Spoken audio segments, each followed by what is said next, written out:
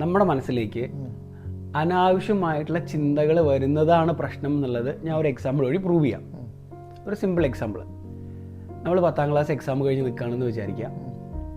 ഇന്നാണ് റിസൾട്ട് വരുന്നത്.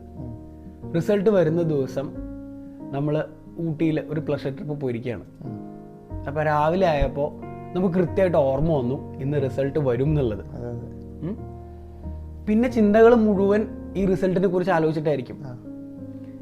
നീ ഒരു പ്ലഷർ ട്രിപ്പിന് ഊട്ടിയിൽ പോയി സന്തോഷിക്കാൻ വേണ്ടി പോയതാണെങ്കിൽ പോലും ഈ ചിന്തകൾ വന്നിട്ട് നിനക്ക് അവിടെ ആ മൊമെന്റിൽ ജീവിക്കാൻ പറ്റില്ല.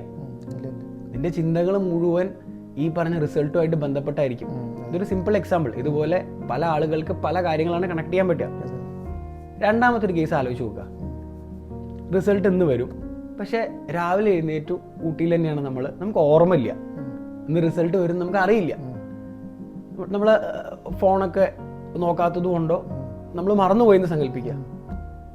നമ്മളവിടെ ഊട്ടിയിൽ ചില്ലായിട്ട് അടിച്ചു പൊളിച്ച് വൈബിയില്ലേ, പിന്നെ നമുക്ക് ഇതിനെക്കുറിച്ച് ചിന്തിക്കേണ്ട ആവശ്യമില്ല.